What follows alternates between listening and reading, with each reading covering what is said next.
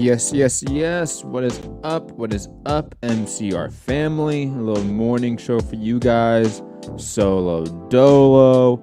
No Rob, because he's probably at work right now still, or trying to get back home from work. No Foogatti, because he's at work. And no Gary, because he's out of town. I thought before Gary gets back in town on Wednesday and do like a full-on review of all the last weekend's fights, and obviously a preview of the upcoming weekend's fights, I just do a quick morning show with you guys, have a little more of an interaction with you guys in the chat about obviously this last weekend's really stacked weekend. I mean, honestly, that was a fun few days of fights, or a couple days of fights. From Friday and Saturday on, it was a good weekend. Like, honestly speaking, like, I enjoyed this weekend's of boxing fights more than quite a few this year. I mean, I'll be honest, this is probably one of the most enjoyable weekends of the sport this whole 2020, which has been a fucking disaster. But obviously, guys, I am Matt Hunter. Hit the like button, share the show, all that fun stuff. We have a fun stuff to get. We have a lot of fun stuff to get into in terms of obviously fights reviewing and fight analysis, and of course breaking down that epic knockout that happened and whether or not it was a star-making performance from Gervonta Tank Davis. I think there's a lot of people out there in the boxing world that might argue that point. There's maybe not. I'll be honest, I don't have a firm sort of finger on the temperature of the casual sporting world about Gervonta Davis after this weekend's fights. It felt like it went viral. It felt like everyone in the sporting world cared about this that uppercut, let's just be honest. But it was pay-per-view. How many people actually watched it other than the highlight reel knockout that went viral? Is that all that matters? So much to get into on today's show, ladies and gentlemen. But without further ado, let's just get into it. And of course, if you guys in the chat leave a topic or question, you guys want me to get into it, because like I said, I'm solo dolo. So of course, I'll be talking about Rob, I'm here for a Wilder talk. That reminds me, I was actually going to pull up the video of it. Rob, can you do me a favor?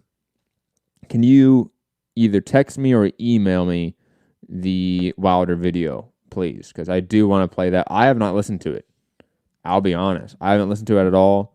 Rob sent me what it was, and I kind of knew the gist of it, but I was like, I don't want to go down that dark rabbit hole. Oh my God. That is just why subject ourselves to that. But I mean, for Rob's sake, I will definitely do a live reaction to that clip, because oh man, all the headlines I've seen, it is not good for Deontay, man. What is he thinking? Jesus fucking Christ. Gary saying, what up, guys? He's driving. What up, Gary? What up, Santiago? What up, Rob? Yes, Rob, let me know when you sent me that Wilder video, because I do want to play it. I do want to get into it. Who the hell is calling me? Gary, you calling me? It's from Oklahoma. Anyways, guys. Oh, man. Let's get into, obviously, the Gervonta Davis fight, because it felt like the marquee fight of the weekend. It just did. For some reason, it felt like, even though it was pay-per-view and no one really wanted to pay for it, it was probably the weakest card on that day, if not the entire weekend, because even like Friday's card was surprisingly stacked in terms of like a lot of prospects, a lot of top 10, top 15 talent up and down the card, right? But I felt like the Gervonta Davis card was a little bit weak in terms of overall depth, right? I will say this. Michael Rivera versus Ladarius Miller. Michael Rivera, I thought looked pretty decent. I'm continually impressed by him. I wonder what his ceiling is, especially in that division, which is loaded, and he definitely is one of the most underrated guys in that division. I did not see Regis Prograis. I'll be honest, I did not see the fight. I missed that one. It was so short, and I was busy doing stuff, and I did not get a chance to watch that one yet. And plus, it was a 3-round knockout. I thought I'll catch the highlight reel on social media, and I'll be honest, I have not seen the knockout on social media, so I have to probably go back on Daily Motion, wink, wink, nudge, nudge, and check that one out. But let's talk about the Mario Barrios fight before we get to the Gervonta Davis fight, because I know Gary's listening right now, so I'll talk about Mario Barrios while he's listening. This was probably his best performance in his career to date. This was probably his most complete performance in terms of what he was able to accomplish, how easy he was able to accomplish it. When he needed to pick up pace and aggression, he did, and that was relatively early. What, it was a 6-round TKO. And when he hurt Ryan Carl, I mean, he went for the jugular. So all respect to Mario Barrios. This was his best performance. I don't know if this was his best fight to date in terms of his best opponent. I think his last fight was probably a better fight, to be honest, against Akhmedov, or at least a better fighter he fought against, a better opposition.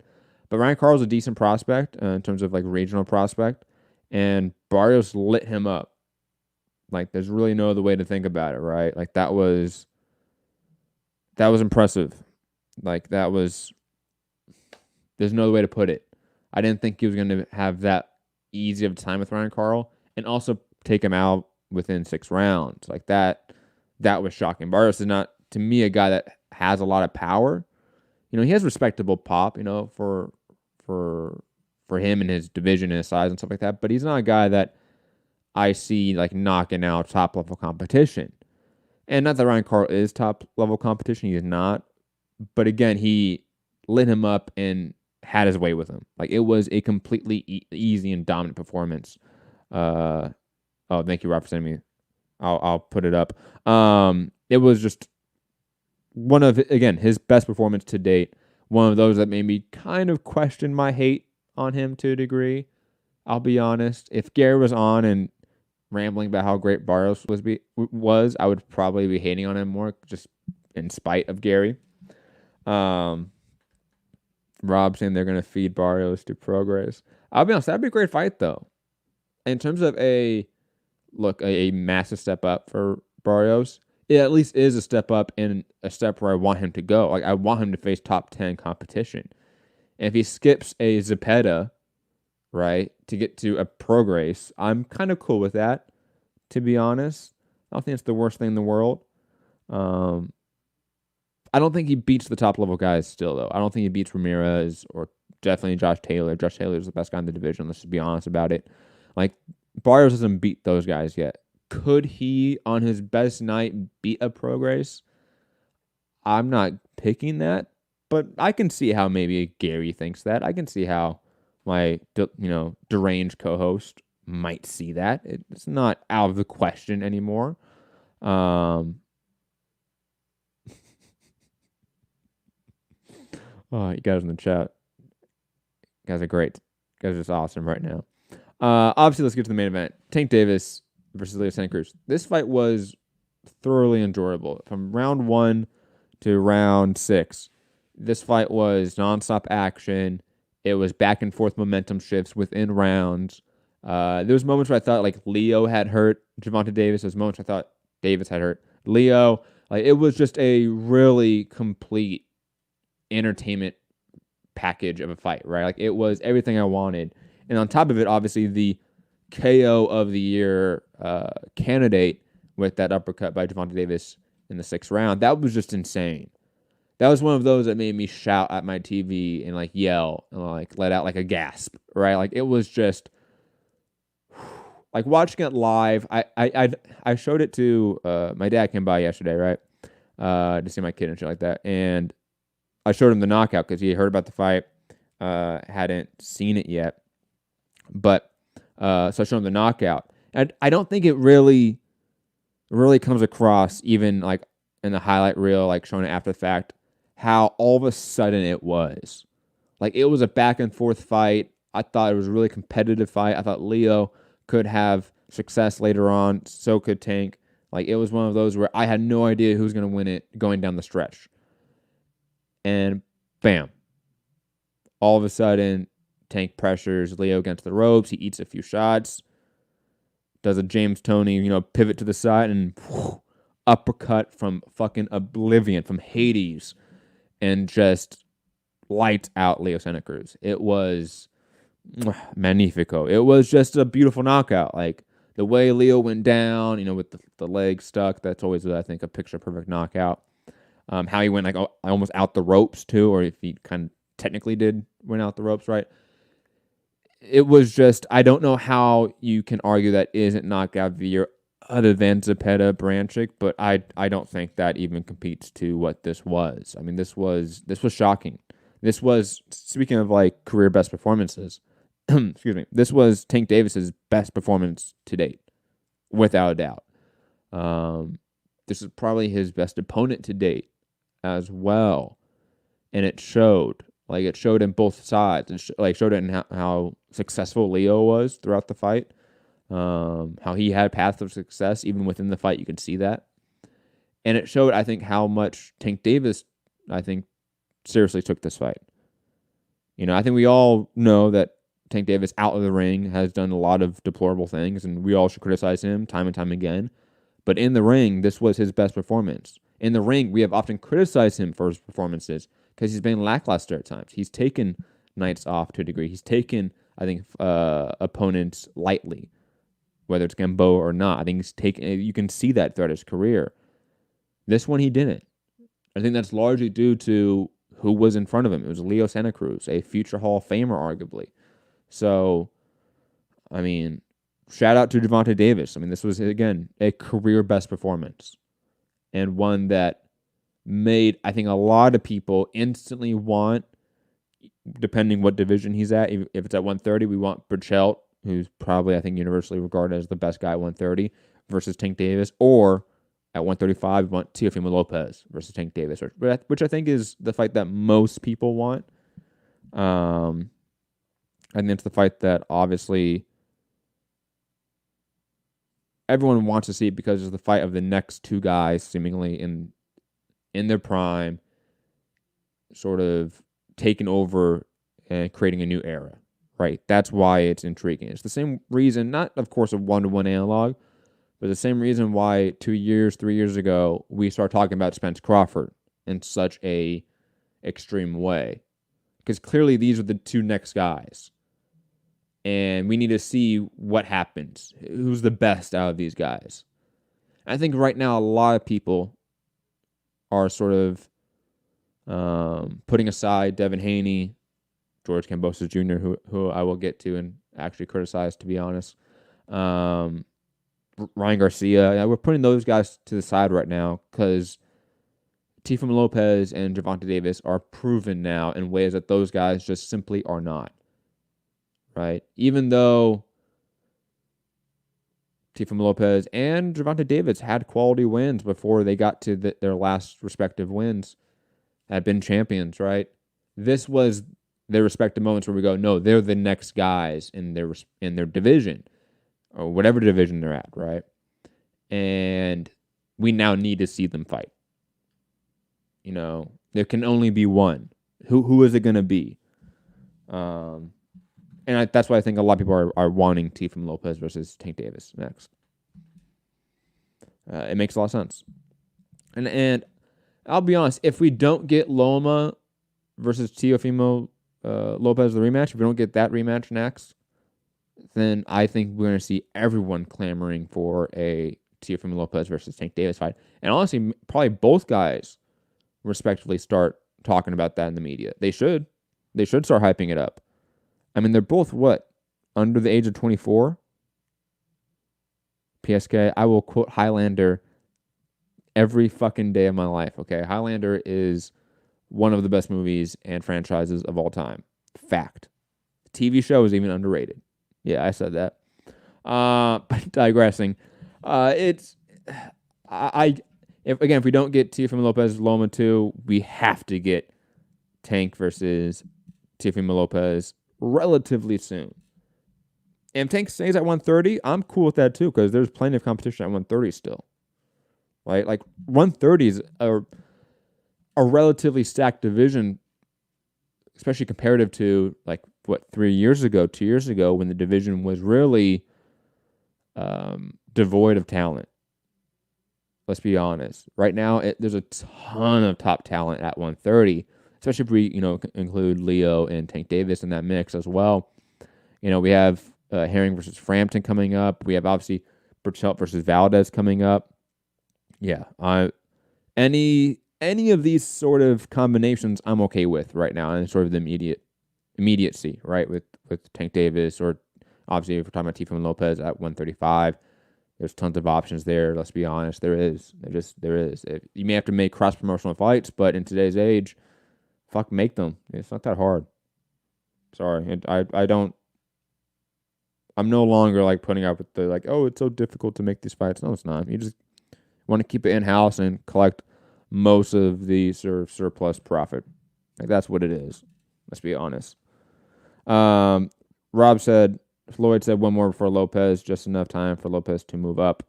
Yeah, but Lopez is most likely not fighting Tank next. That's the reality. Right? Like, if we're on to like point fingers at people and it's like, oh, you're to blame for these fights not happening. Most likely Bob Arum is trying to make Loma versus Teofimo Lopez again. Like, even though he kind of shit on rematches and obviously there's a rematch clause, like, how do you not try to make that fight again? It was a big fight. It did like what was the average? It was like 2.something million average in terms of viewership. That's really fucking good. That's amazing. So not amazing, but it's really good. It's what, 1 million plus more than the NBA game average on ESPN. That's a good sign. You know, and I think that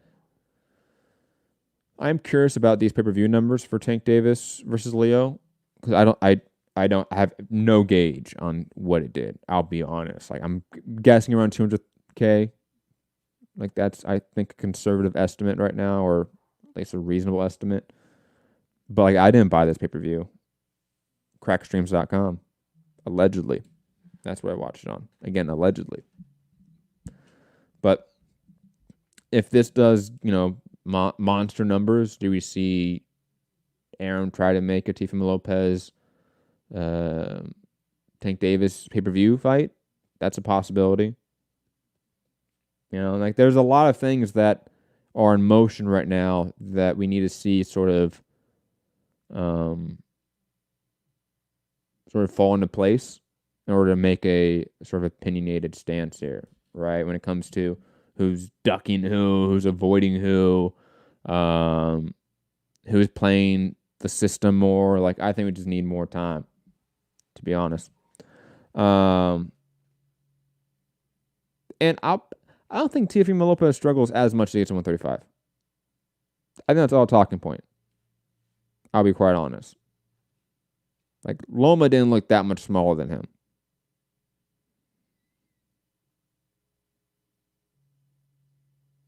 Matthew D'Souza in the chat saying, Matt, Tank is A side, even if Teofimo said he take B side, Mayweather ain't risking Tank's O.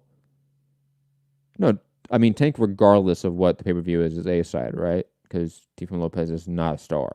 Like, we all say that he has star potential, but he has not been moved towards stardom at all. He has not progressed to that direction at all, even though I think he has natural sort of star-making talent and ability, right? So Tank is the clear A side, regardless of the pay-per-view buys. But what I'm saying is that if these do great numbers, you're going to see Arum push for a Teofimo Lopez Tank fight sooner rather than later, right? Like, that's just going to happen. Both guys just took huge, tough fights. So the idea they're going to take huge, tough fights again is unlikely. They're probably going to both take tune-ups regardless. That's just how boxing works, right? Let's just be honest, guys. They're going to go take a mandatory fight. But again, sooner rather than later, meaning, let's say, 12 months, 18 months, 24 months, like a year to 2 years, right? Maybe 3 years tops. And again, that means they would be, 25, 26 years old? You're going to see that fight get made in that window. Absolutely. It doesn't matter what the division is, I think. I think that is not an issue. Whether it's 140, I don't think it would be an issue. It would be a money-making fight, and be a fight where, in some fashion, again, if these numbers do good, if the pay-per-view did relatively decent, then it's a way to make Teofimo Lopez a bigger star, which he isn't, right? If Tank Davis comes in here and did, let's say, 250, 300K plus, right, pay-per-view buys, which is unlikely, but let's say that happens. God, a lot of people are calling me right now. What the hell? Is it the day before election? And it's all like those fake numbers. I feel like it is. God, what was I saying? Damn it. Oh, Tank Davis, if he does those monster numbers, he will be a bigger path to stardom, or an easier path to stardom potentially, than Loma. Because Loma was never a pay-per-view draw. He was a pretty good TV draw in terms of viewership. But he wasn't a sort of gate draw. He wasn't a guy that brought in thousands of people and produced millions of dollars at the gate. He wasn't a guy that was ever on pay-per-view. Tank has been proven to be a decent attendance draw, gate revenue draw. He has been proven to be we're not proven yet. We will now find out if he is a pay-per-view draw. All things to think about. And look, Mayweather is the same guy that went on, was it show? I'm assuming it was Showtime back then. He's still on Showtime. Went on Showtime and said, "Yeah, Bob, call me. We want to make the Loma Tank fight," because he was pissed at Tank Davis. The idea that Mayweather wants to shield Tank Davis, I don't think is as much of a factor as I think people want to claim. I think largely throughout his career, Mayweather has tried to derail his career. That's always been my perception from what I've heard, from what I have seen, both at the Mayweather gym and outside of it. It's that there was a massive rift between the two. That's why you saw those actions. So I don't think Mayweather really wants to protect him. I don't think Mayweather really cares that much. I think Mayweather's a sociopath. So, and also like the idea of like him being like he cares so much about the business of this. Like I don't think that's much of a factor. Like, let's just be honest about it. I mean, he spent a lot of money on other guys that haven't panned out at Mayweather Promotions as well. That hasn't been an issue, and the guy still makes a lot of money. Rob. Oh my God. For those that don't get this inside joke, fuck. It was some guy, I think his name was Tony. Worked at T Street. I forget. He said that Loma versus Corolla was going to be a near sellout. I think that sold 4,000 tickets at Staples Center. Oh shit!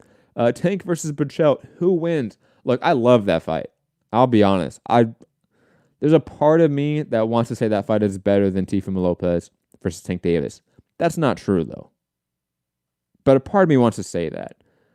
I think Burchell would present obviously a lot of sort of the same issues that I think Leo presented. Sort of like the guy that had the longer reach and was able to use it. Fundamental abilities in terms of working off the jab. But Burchell hits harder than Leo does. Like, far harder than Leo does. We've seen Burchell outbox Olympic-level guys like Francisco Vargas, right? So, like, Burchell's a really high-level guy that I think, for some reason, due to him being on Top Rank, and him sort of being the fourth or fifth guy on their roster that they care about in terms of like the order, right? And when you get past the first two, that's a huge drop for Top Rank. Let's just be honest about it. So I think for some reason he just hasn't got the attention that he deserves. But God, he would give Tank a lot of issues. I don't know. I'd probably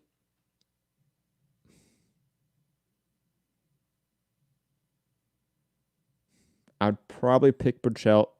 I'm leaning that way. But that's not a knock on Tank. That's more of how much I praise Burchell. Like, I think Burchell could clean out 130. Like, if we had a World Boxing Super Series tournament right now, right, of 130, Burchell comes out on top, right? Like, it's either Burchell or Tank, in my opinion, but it's most likely Burchell. He just has the complete skill set, more so than Tank. And plus, I think he has the reach, he has the height, he has certain factors.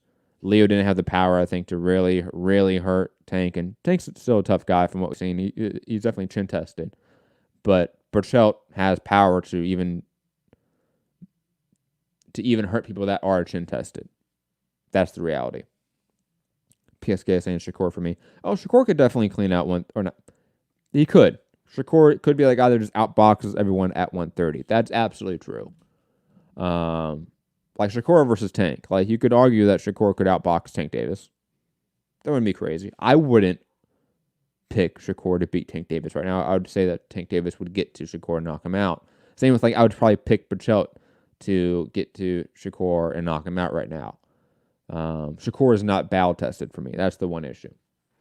Right? So we're talking about people that have been battle tested that have enough power to hurt you regardless of your skill set. It's hard for me to pick people that are not battle tested in the way that Shakur clearly is not. Right?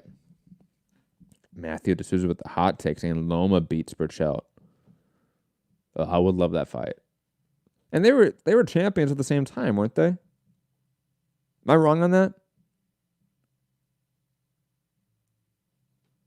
If they were champions at the same time, 130, how were they how was there not more conversations, more of a discourse on Box and Twitter about how, Top Rank needs to make the best fights possible, right? I wonder.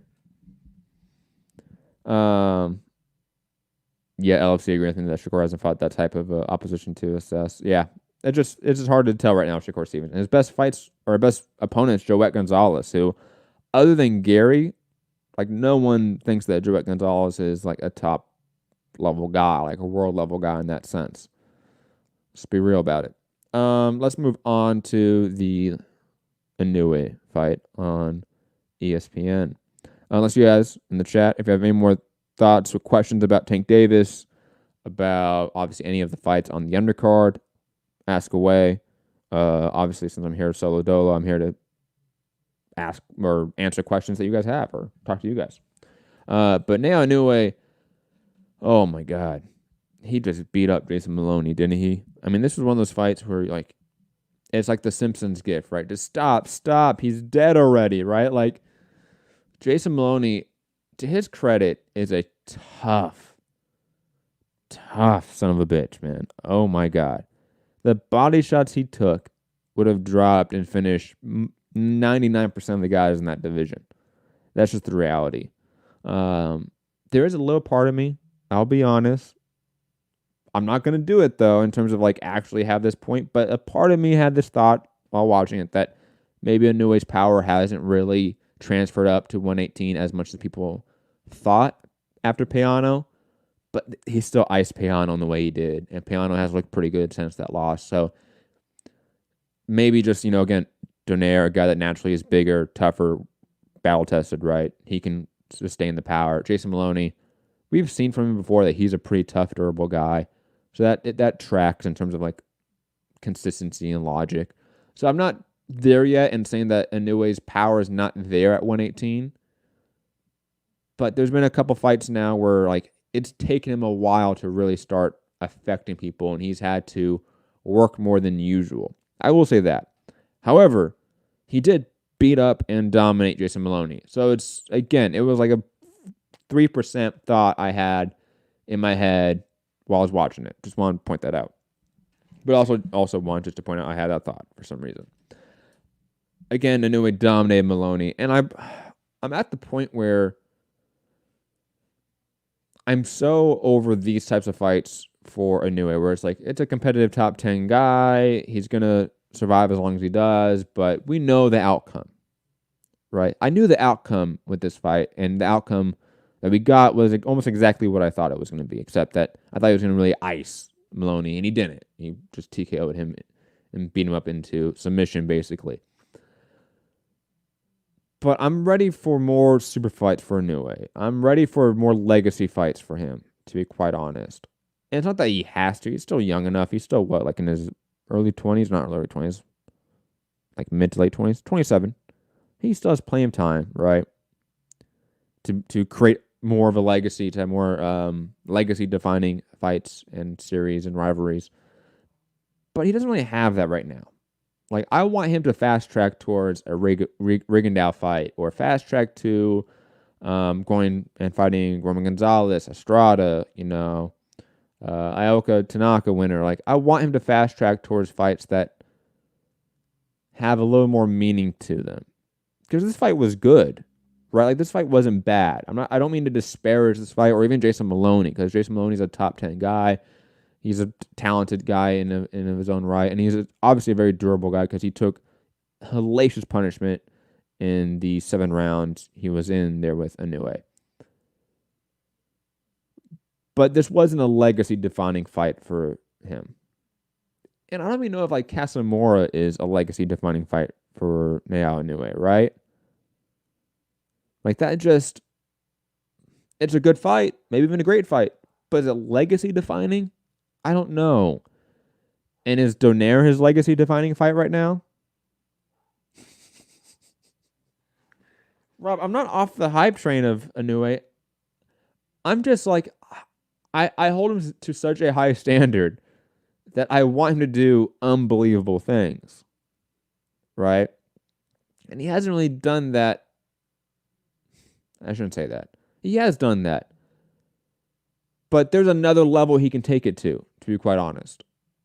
And we have to be honest about it, right? Like, even the ones that we support and the fighters that we love, and Inoue is one of the most badass motherfuckers out there. The fact that he rejected, what was it, the WBC, like, I don't know, like super duper belt, whatever bullshit it had, the diamond belt, right? Like, he, fuck you guys in the chat, man. Okay, I like Inoue still. Okay, he is that great. I want him to do legendary shit, right? And right now, his resume is a little bit, for me. I'll be honest. It's a lot of Jason Moloney's in there. And that's not a discredit to Jason Moloney. It's just that we talk about Inoue as the next best thing since sliced bread. And his resume doesn't show that to me yet. His resume is close to that. But there's a few fights that I think we all know that he should have.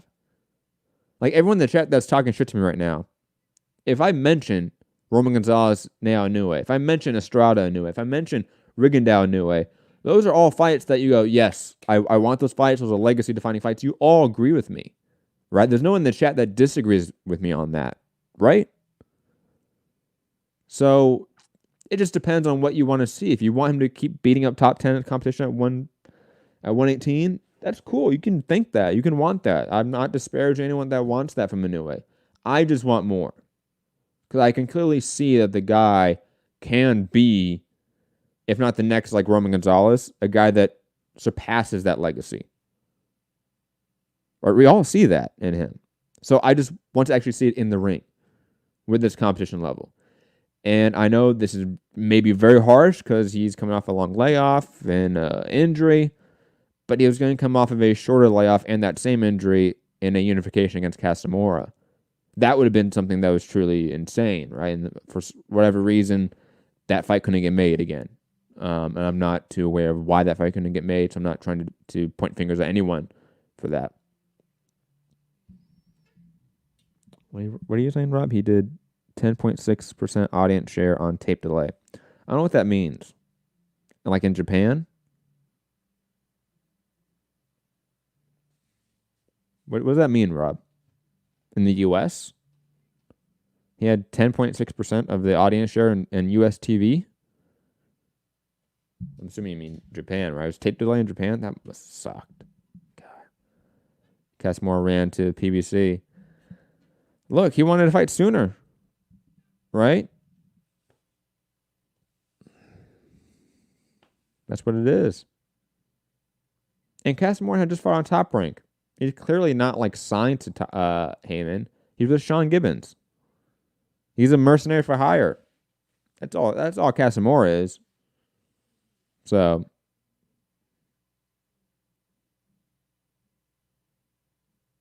Rob, I don't know what you mean by that. 3 alpha fights just because. What does that mean?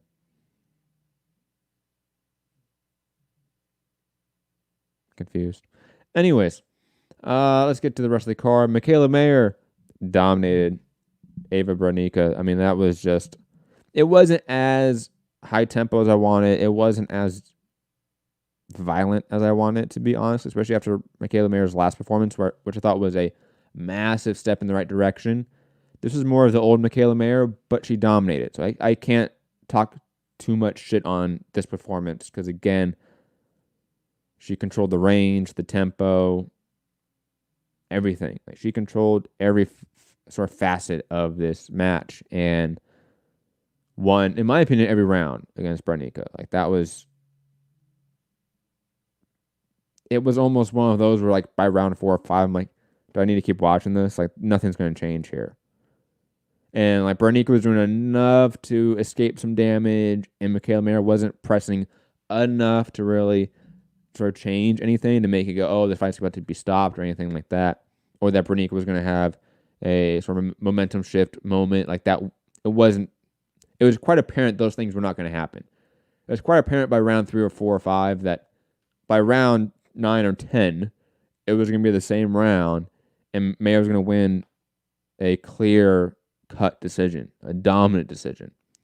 And again, I don't mean to shit on Mayer because I don't think so. I think it's a huge step up in opponent. It's a title fight. I get the fact that she didn't want to press on the gas and potentially hurt herself, right?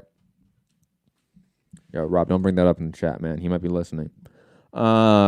Mayer, I think, play it safe. And in your first title fight, I'm okay with people playing it safe, to be honest. Especially if you're dominant in this way. Like, it makes sense. It completely does. I did not see anything else on this undercard except for the Jared Anderson fight. And it ended in the first round. So I have no thoughts on that because it ended in the first round. Just like my Edgar Berlanga takes, I have no takes on people that are super young prospects that only have first-round knockouts against opponents we've never heard of. That does nothing for me, to be honest. I will go back and watch the Julian Rodriguez fight because he picked up an early TKO win, and I didn't expect him to do that, so I'm going to go back and check that one out. Let's move on to earlier in the day. Oh, hold on. Hold on.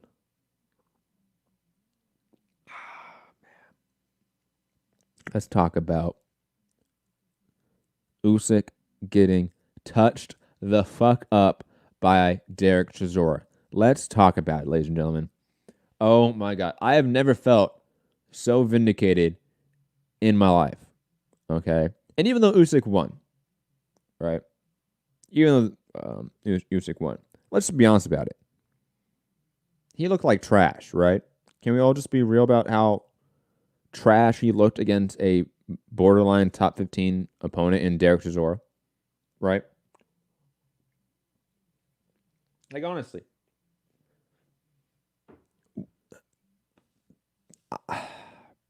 I wish Gary was on right now because Gary's one of those that he thinks Usyk can clean out the heavyweight division.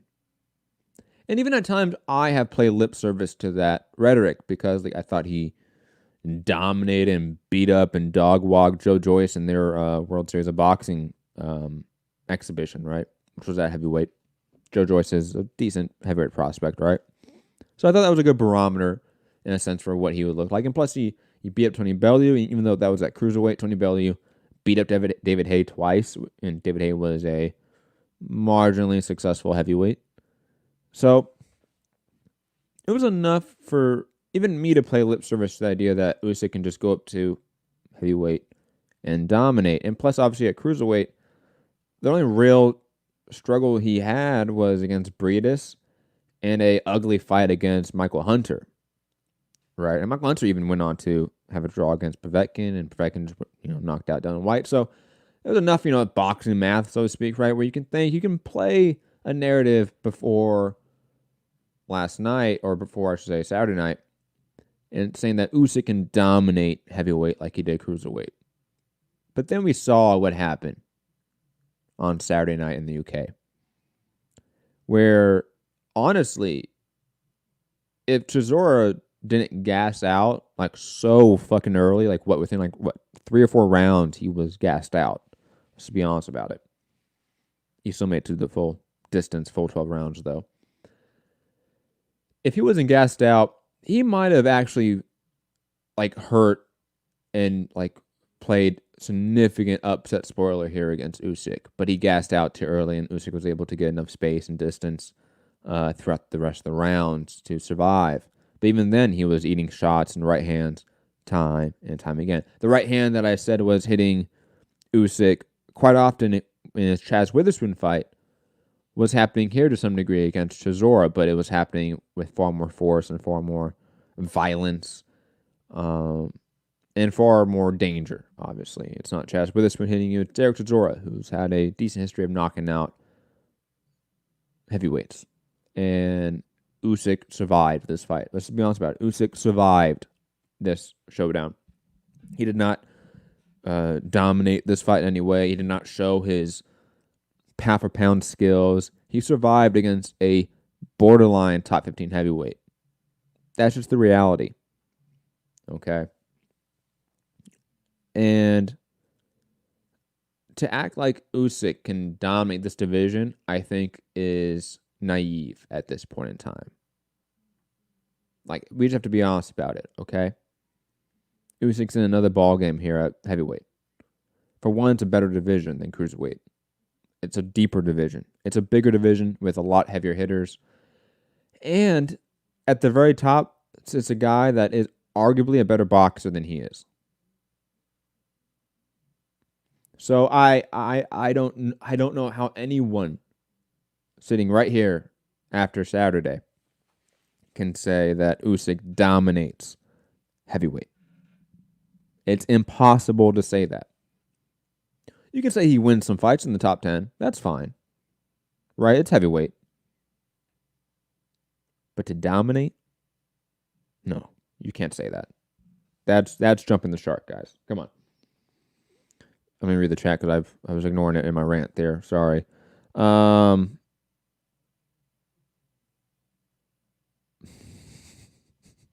Matthew D'Souza saying, no wonder Usyk is desperate for the AJ cash out. Damn. There's a reason the title said Usyk hot takes, man, because everyone seems to have a hot take after. Like, I'm finally not alone in saying that Usyk probably should have stayed at cruiserweight. Or only come up here for a super fight.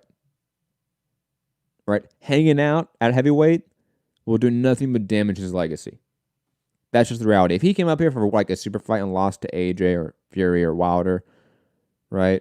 I don't think anyone would really be too upset about that, right? If he had one fight at heavyweight. But he's a 6'2", 210-pound guy trying to fight with 6'5", 6'7", 240, 250, 260-pound guys. That's really fucking hard. A 40-pound difference in weight is a massive amount. 50 pounds, 60 pounds, 80 pounds. Like, he's giving up a lot of weight, a lot of size. And again, the skill discrepancy is not the same at cruiserweight as it is at heavyweight. Like, that's just the reality to it. Rabisky saying Usyk looks small for heavyweight. His frame is too slim. He can put on some mass. He could. PSK saying, to be fair, no one other than Fury could use the style which Chisora came with. That's not true. That's not true at all. Andy Ruiz, Don White, Povetkin. These are all guys that could absolutely do what Chisora did. What are we talking about? I mean, I was going to say Big Baby Miller, but he's not coming back at all. Let's just be honest about it. Who else? Hold on. You don't think Daniel Dubois could get on the inside and rough him up? God damn box rec. Logging me out all the time. Select all the images with motorcycles. You know how hard it is to see these images? All pixelated and shit. Hold on. Let me go at heavyweight. See who I pick Usyk to beat. Okay? Not maybes. What I pick. Right? That's what I'm doing. Tyson Fury versus Usyk. I'm picking Fury. Wilder versus Usyk. I'm picking Wilder. Regardless of the crazy video that he posted, which we will get to. Don't worry. Anthony Joshua versus Usyk. I'm picking Anthony Joshua. Povetkin versus Usyk. I'm picking Povetkin versus Usyk right now. Andy Ruiz Jr. versus Usyk. I'm picking Andy Ruiz versus Usyk. Michael Hunter. I'm picking Usyk versus Hunter. Hunter doesn't have the size, power, those heavyweight qualities that will give Usyk issues. Dylan White versus Usyk. I'm picking Dylan White versus Usyk. Luis Ortiz versus Usyk. I'm picking Luis Ortiz versus Usyk. Kubrat Pulev versus Usyk. Let's just hope we never see that. Joseph Parker versus Usyk. That's one of those like true maybe fights in my opinion. I don't know. I'll pick Usyk in that one. Maybe. Oscar Rivas versus Usyk. You're telling me Rivas can't get in on the inside and land fucking bolo shots on Usyk? I don't know, man. I don't know about that one. Usyk has to survive that one. I'm picking Rivas. Yeah, I said it. He beats up Charles Martin. Hellenius, he beats up. Joe Joyce, he beats up. Jared Washington. Tony Yoko, probably too green right now. Adam Manaki. So all these other guys underneath, he beats up. Right? So, like, I very clearly, like, he's just hitting the top 15 in terms of box rec for me. Like, that's not... Maybe I'm hyperbolic here in thinking that. I could be. But I'm very curious what everyone in the chat thinks. Hold on.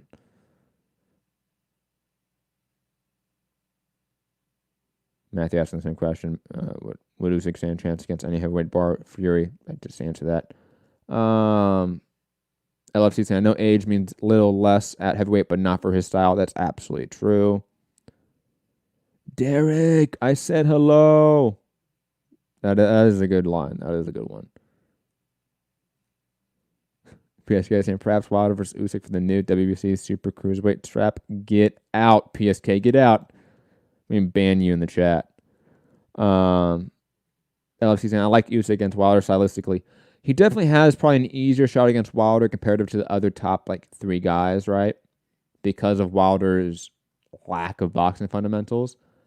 But he still is a 6'7" dude with insane power, and Usyk is so susceptible to right hands in this division.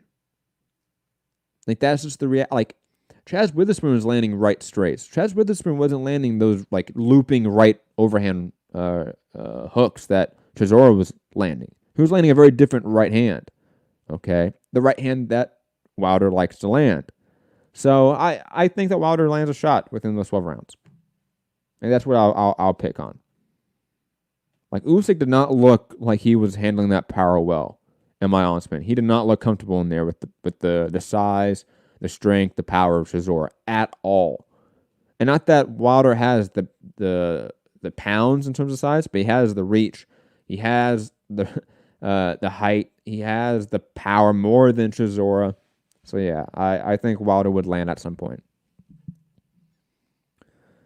Matthew D'Souza saying Usyk was rusty in his first proper test. Are you being harsh? I could be being harsh. That's absolutely true. PSK, like look, it's me. I am 100% that asshole online that is harsh towards people that you probably shouldn't be harsh towards.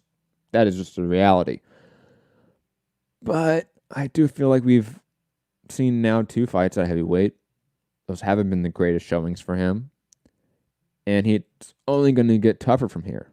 Like, it doesn't get easier from this point on. It gets tougher. And the idea of like, oh, he just was rusty. I don't know. Like, if you're that great, rust isn't usually a factor, to be quite honest. You know? I don't... And plus, like, here's the reality. In sort of today's era, with like COVID, or at least this year, like, everyone has been dealing with rust. Everyone has been dealing with camp issues. So you can't really use that as an excuse in this year. You know? That's the unfortunate nature to it.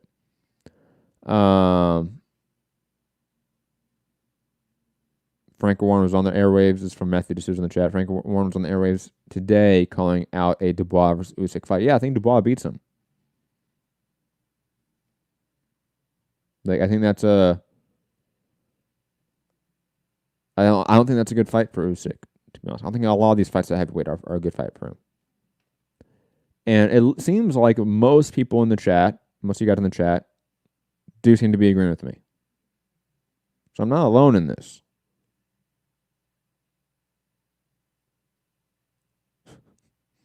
Rebus fanboy, Thug Nasty, told you, Matt. What do you mean told me? I told you. You asked for my advice.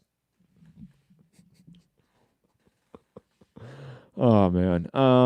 What else on this card? Hold on. Let me get to it. Obviously, we got the Kambosos fight to get to. What else? Yeah, Savannah Marshall fight. Okay. George Kambosos Jr. defeated Lee Selby via split decision in one of the most disappointing fights of the weekend. Like, I'm just gonna be honest about it. I'm you guys know, if you've been listening to the chat or listening to the show for a period of time, you guys know that I've been pretty high on George Kambosos as a prospect. I think he gets a lot of, or he just doesn't get talked about enough, purely. Like, that's just really what it is. And I thought he looked completely out of his element in this fight, to be quite honest. For one, he just did not cut off the ring at all against Lee Selby. And there's a legit argument Lee Selby won that fight. Like, I didn't score it. I wasn't, like, glued to the TV and writing down my scorecard. So, like, I don't know. But, like, there's a decent argument Lee Selby won that fight. Now, why did that happen? Again, Kambosos could not cut off the ring to save his life. And the way... Okay. I wonder if I'm the only one that noticed this or was bothered by this. The way that Kambosos would, like, try to cut off the ring was to literally, like, cross his feet over. Right? Like, you know, if you were, like, walking, right? He literally went, like he went like that to, like, almost like moonwalking, okay, to, like, try to cut off the ring on Selby and not really, like, I think, screw up on him, I think was why he was doing that. But if anyone that wasn't Selby was facing him that was a top-level guy, he would have been countered with that shitty-ass footwork and been dropped because he would have been off balance easily. And I don't know why he was doing that. That's, like, it's not fundamental at all to cross your feet like that when you're trying to cut off the ring. You take a direct angle and you take your outside foot and you move that way, right? You don't take your back foot and cross your lead foot and, again, like, moonwalk over.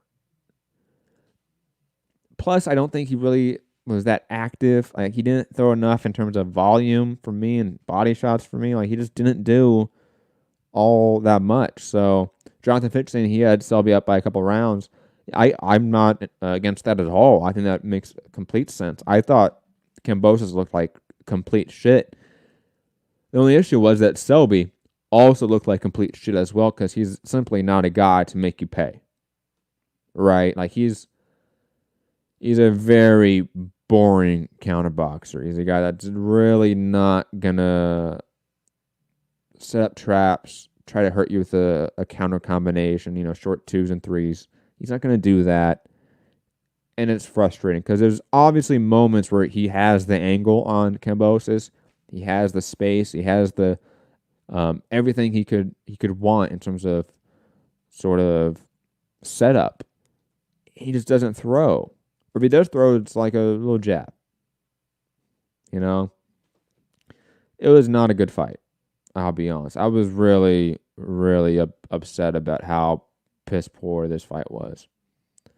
PSK saying he didn't like the Selby rabbit punches. Yeah, that's a good point too. Like, one of the first punches that was, like, landed was a rabbit punch, right? Like, in the first round, they got tied up, and Selby got turned around on Kambosos' back, and he just went bam, just whacked him on the fucking head, man.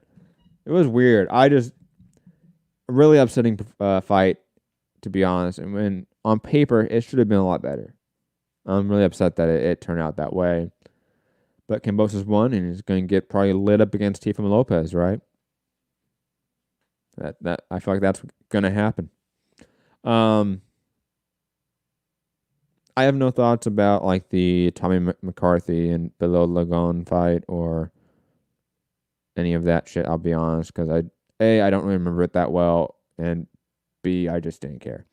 The Savannah Marshall fight versus Hannah Rankin, though, I will talk about. First off, Savannah Marshall, I mean, was pretty dominant in this fight. She obliterated ranking. Like, that's just the reality to it. And obviously the rhetoric of Shields versus Marshall is being ramped up.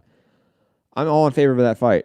I think it should happen relatively sooner rather than later, especially with Cecilia Brackett sort of being out of the picture in some way, taking a loss. I think that Shields moving down to 154 was clearly an attempt to get a catchweight with Cecilia Brackett.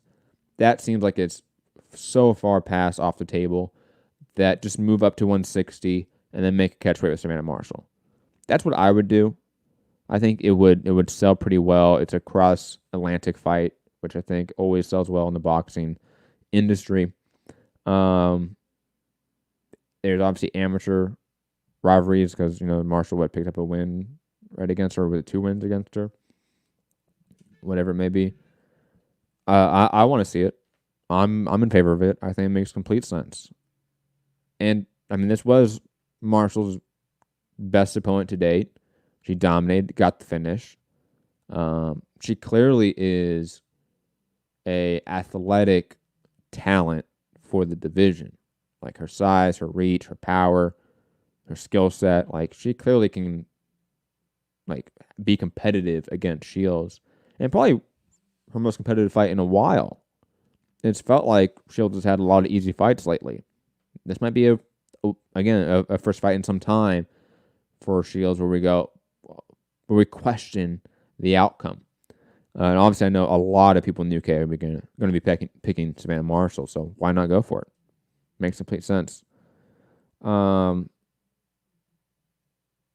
love Seagren with me saying it's the only big fight for either, to be honest, especially since Cecilia lost. Yeah, absolutely.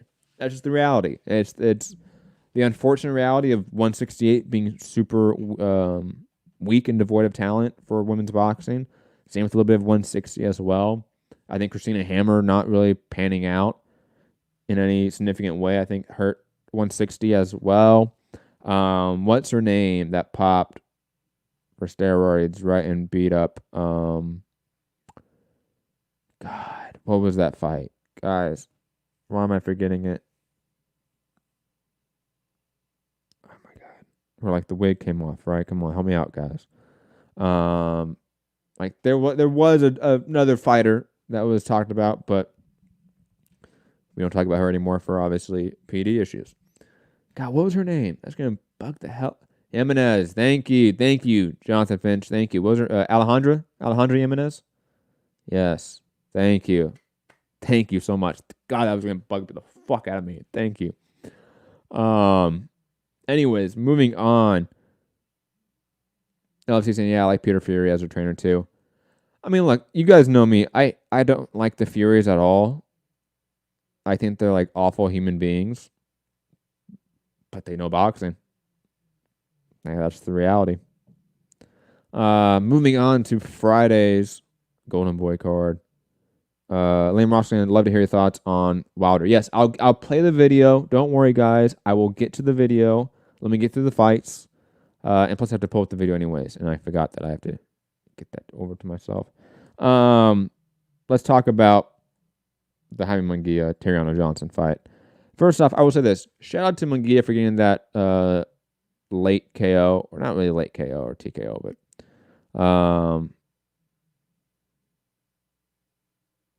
beating up Terry Johnson to get the cut, to get the TKO. Shout out to him for that, right? At least getting the finish. Because this was a tough fight. I think for us that predicted this was going to be a tough one, even predicted that Terriano Johnson could win it.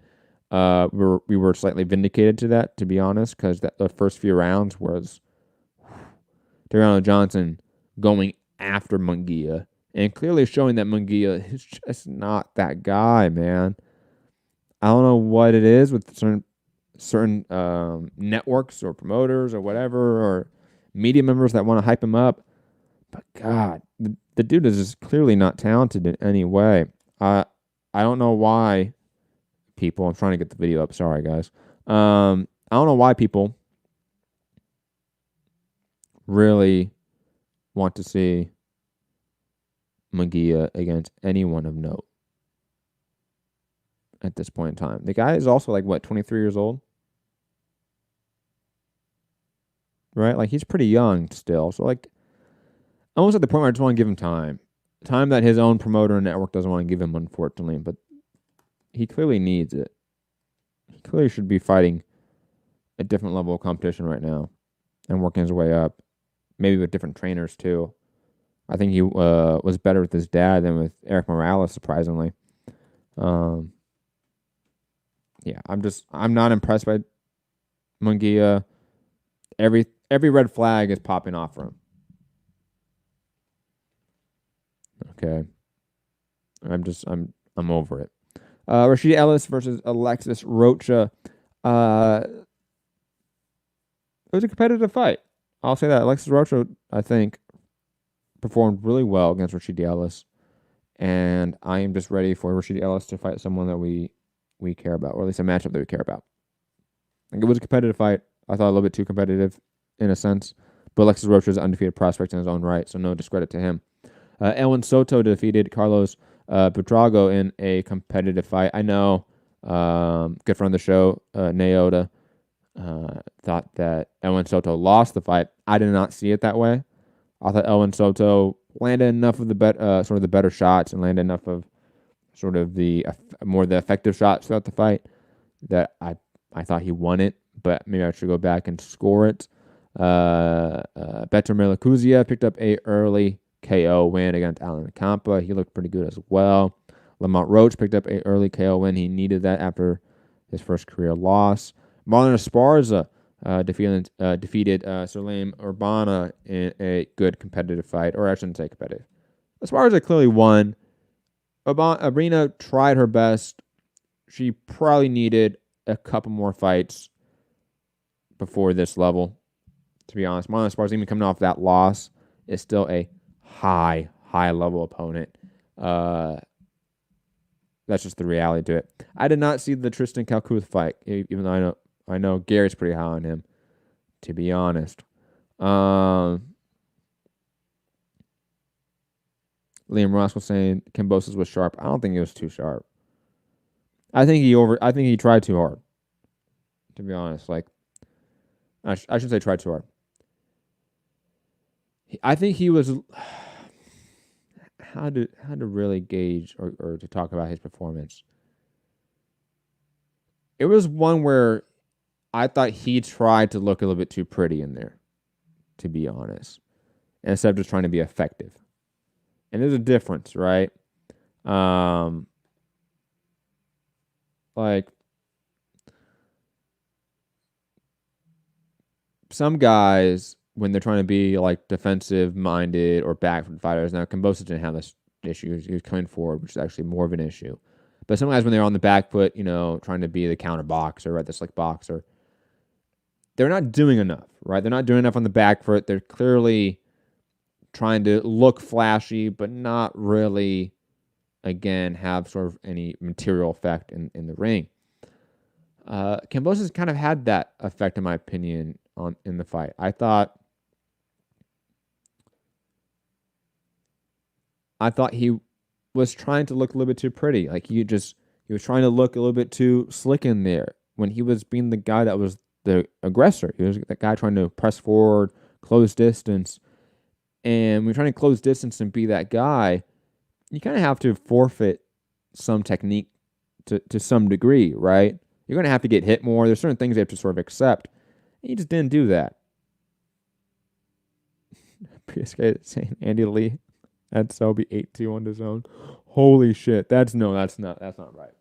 The fight was just lackluster more than anything, right? Like, not a lot happened in the rounds to where, like, if you thought Kambosos won, like, I can see that. If you thought Selby won, I can absolutely see that, because there wasn't a lot that happened.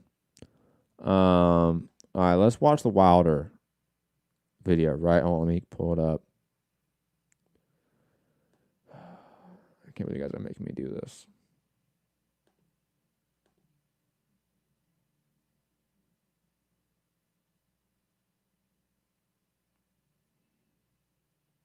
Okay, I've not seen this yet, everyone, okay? I'm warning you. I have no idea what my reactions are going to be.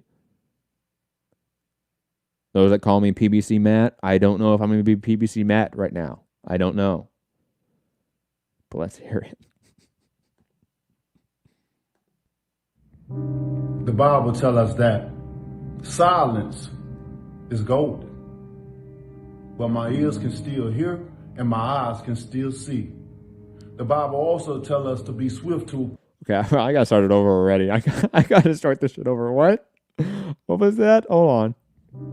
The Bible tells us that silence is golden, but my ears can still hear and my eyes can still see. The Bible also tells us to be swift to hear and slow to speak. You see, what you don't understand, thief, what you did is what my people deal with all the time. Someone cheating them from providing their greatness into the world. But it's a burden that we cut off only to make us stronger.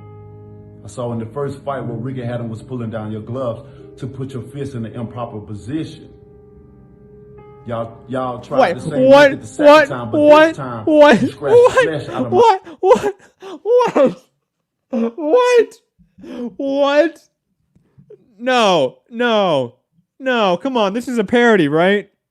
This can't be real. This can't be real. That can't be the video you use. You're like, oh yeah, Ricky Hatton pulled on the glove, man. Yeah, do like this. What? Oh my god. Ah, god damn it. Oh my god. Okay, hold on. Let me rewind it a little bit. Yeah, I gotta see this video again. I gotta see that video again. I'm sorry. It was so good. This is the best thing I've ever seen in my life. Stronger. I saw in the first fight where Ricky Hatton was pulling down your gloves to put your fist in the improper position. The dude grabbed it for like a microsecond. Time, but this time, that's the evidence you used. Flesh out of my ears, which caused my ears to bleed. He scratched your ear, which made it bleed from the inside.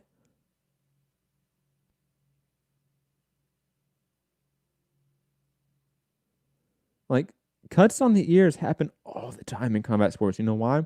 Because people get hit in the ears. It'd be like if it'd be like if you had a broken nose, right? And it was like, yeah, man, he pulled down his fist out of the glove and then scratched my nose till it was broken. It'd be like, yeah, but or he just got punched in the face because it's boxing, right? And that happens.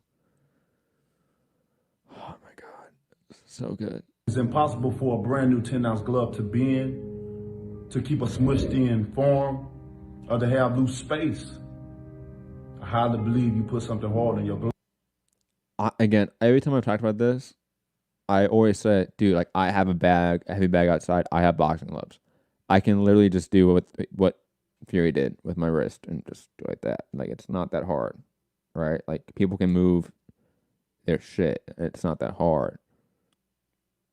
And if you use your glove at all, if it's been worn in, and most people actually do like try to wear like their gloves in to a degree, right? So it's not brand spanking new. Yeah, you can do that. It's not crazy. And you're talking about high level cameras. I mean, cameras that can literally get 4K images in a microsecond, right? They're going to get ripples of clothing, ripples of a glove that's moving through the air, that's hitting stuff. Like this is not real, people. And like I have people that I like and like respect in terms of like boxing fans that watch this show that I talk to right out of the show. And like they believe this to some degree. And it's like, don't, man. Like this is just not the hill to die on. It really isn't. Oh, man. Something the size and the shape of an egg weight. Here's the reason why the side of my face swelled up in an egg weight form. What? Wait.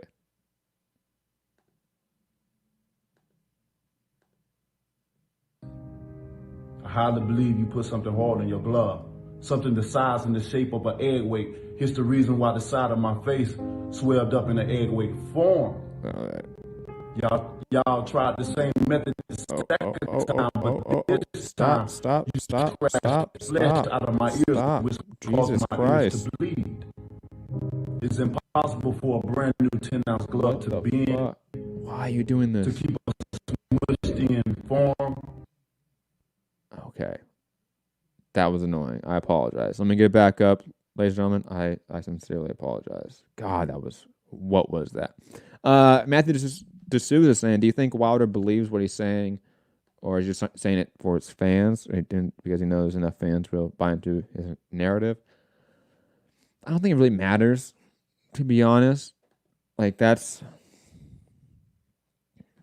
think he probably does believe it to some degree. At least some of it, right? He must believe some of it. If he didn't, that wouldn't make a lot of sense to me. Right? Like, if he didn't believe any of that shit, I don't think he'd be doing this.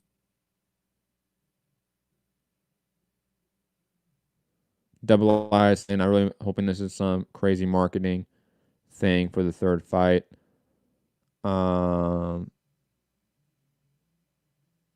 Matt, do you see his comments from PSK? You see his comments about Breland and the ref on his fan channels. I heard about those comments. I thought he said that in the video. So is he not going to say that in this video about Mark Breland? If not, if anyone wants to send me a clip of him on like whatever channel he was on talking about Mark Breland, that'd be awesome. I'll play that.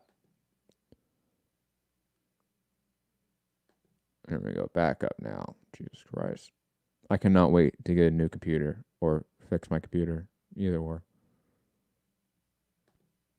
We're going to watch it all again because it's worth it. Let's just be honest.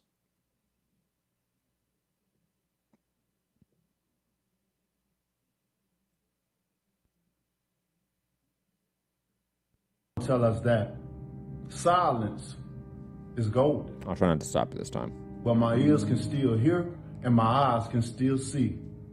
The Bible also tells us to be swift to hear and slow to speak. You see, what you don't understand, thief, what you did is what my people deal with all the time. Someone cheating them from providing their greatness into the world. But it's a burden that we cut off only to make us stronger. I saw in the first fight where Ricky Haddon was pulling down your gloves to put your fist in the improper position. Y'all tried the same method the second time, but this time you scratched flesh out of my ears, which caused my ears to bleed. Scratch flesh out of his ear. It's impossible for a brand new 10-ounce glove to bend, to keep a smushed in form, or to have loose space. I highly believe you put something hard in your glove. Something the size and the shape of an egg weight. It's the reason why the side of my face swelled up in an egg weight form. And it left a dent in my face as well. But in the midst of it all, you still couldn't keep this king down. You would have had to kill me. In the end, it took a crab in a bucket referee and a disloyal trainer to throw the towel in just to stop me. Proverbs, the 6th chapter 30, 31st says, excuses may be found from a thief who steals because he is starving. But if he is caught, he will have to pay back 7 times what he stole, even if he had to sell everything in his house. What? And payback is coming. What is this? What? Why? Yeah, this is just all batshit crazy, right? Like, there's not much you can say to defend it. It's just, look, it's been now, what? How long has it been since the fight? Since February, right? So we're going on nearly 9 months, it feels like. 9-10 months. There is zero evidence to any of this, right? That Mark Breland like spiked his wad or something like that. I've seen that on social media.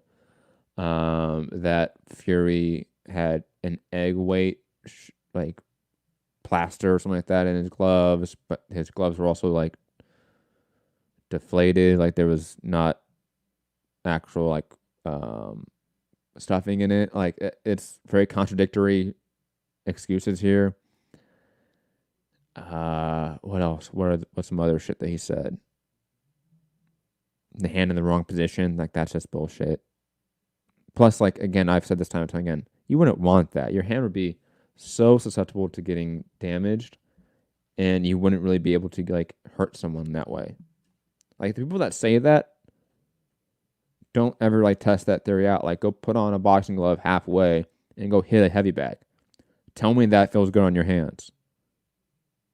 Tell me that's not gonna break your fucking knuckles when you're hitting bone, right? Like, come on, man. Like, this is ridiculous here. There's nothing much that to really like address with this video because like it's all so crazy and it doesn't do him any good, right? Like, if this was one of those where like he came into the fight with a torn ACL or something like that, and like there was some documentation a la like Pacquiao, like I would say it's bullshit still, but at least like that makes sense, right? Like we've like at least in terms of like athletic competition, like you being hurt before you enter into a competition and that affecting your performance tracks, right? The idea that your own team conspired against you, people in your own promotion, air quotes, like Anthony Durrell are against you. Or was it Andre Durrell? I forget which Durrell brother was the one doing like secret like hand motions to the opposite corner. The idea that like all like the commission is against you, the idea that everyone has conspired against you is just asinine. It doesn't track. There isn't any evidence for it. And that's just the reality. A few, still pictures of the fight from high-end cameras does nothing. Okay? Especially in the context that they're doing it, right? Like, there's not a picture of Fury, like, taking, like, the feathering out of his glove, right? There's not a picture of Breland spiking his water with muscle relaxers, right? Like, there's no picture of that. It's pictures of Fury's glove after it's made contact, usually. So, of course, it's deformed in some fashion, right? Because it made contact, and now you have a high-resolution picture with a high-end camera taking a instant, minute moment of it. Of course, it's going to look a little bit off. That happens all the time. Like, how many, like, BuzzFeed list articles do you have to see of, like, funny sports photos taken at the wrong moment do we have to see to realize that this can happen? Right? And again, like innately, some of the conspiracies are contradictory. The idea that he put his hand out of the glove and he removed some of the feathering in the glove is a contradictory conspiracy to he put weights in the glove. Those two things don't match in any way. Matthew D'Souza in the chat saying it's America, conspiracy theories can run for a while. That's absolutely true. If Breland put something in his drink, wouldn't he have failed the drug test after the fight? Not if the substance wasn't on the ban list. If it's not being tested for. Like, I don't know if muscle relaxers, aka like, I don't know what sort of muscle relaxers are there, to be honest. I don't know if those are on the ban list, to be honest. Like, that's where you would have the issue. Anything else in the chat that's interesting of note? Let me see.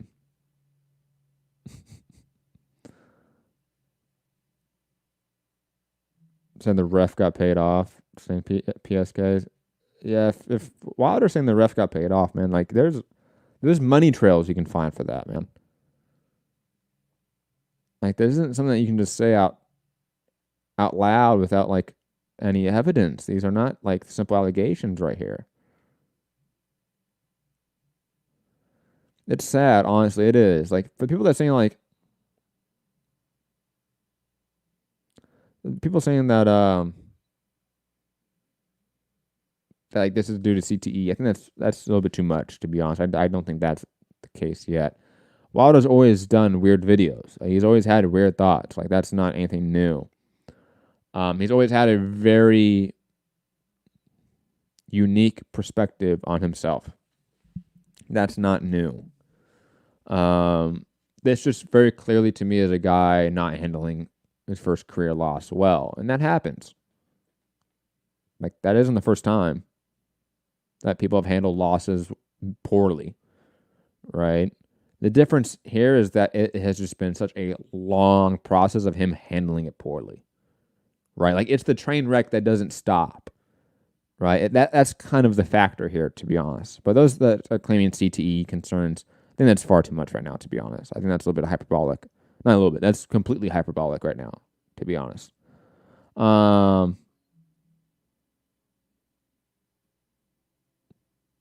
PSK is saying it's really disappointing that he is making excuses, then resorts to race baiting as the reason why he was wrong.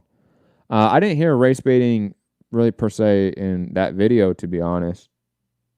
So I don't know about that. And plus, like the idea of like race baiting is just like, who cares? Like, if race baiting upsets you, then like, dude, like there's other things that you should be upset about, to be honest. Like that's like a 10th order issue here, just in this case, let alone like in like reality. Yogi Bear saying early show. Yes, it was early show. Gary's out of town, so that's why I did an early show. I want to talk about Gervonta Davis, all that stuff. Tomorrow is the election. So I'll probably gonna do a live stream or a couple live streams tomorrow on Trending Now Network, guys, for General Strike Podcast. So if you want any election content tomorrow, I'll be live on our other channel. Then those mentioned interviews with his fan channels. Yeah, but like again, like if he's race baiting, like who cares? Like that's not the fundamental issue here. It isn't. You know? Like, hating on black men for bringing up race, to me, is just a really ignorant thing to get upset about. Right? Like, there's so many other things we can, like, dissect when it comes to his conspiracy theories here that is, like, worthwhile, and I think, like, moves the conversation forward. Race baiting, I think, is just one of those things that, I don't know, maggots, you know, they get all upset about, you know, the Jussie Smollett, you know, like they care about that shit, you know, who cares? Who gives a fuck? Is Gary at an election rally? No, I don't know where he's at. I forget. Is he in Missouri?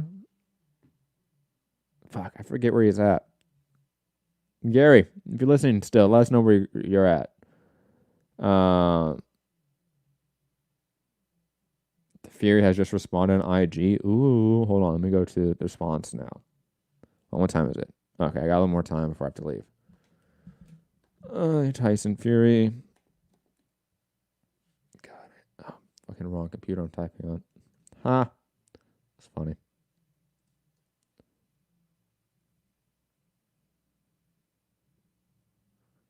Let's see. Tyson Fury's response. Was it in his story? PSK?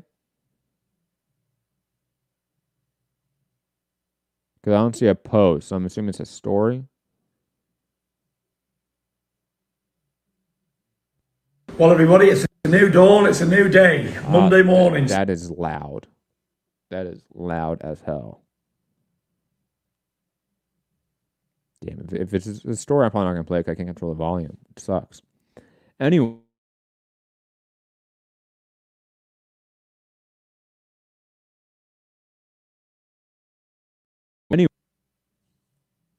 Oh, I'm back.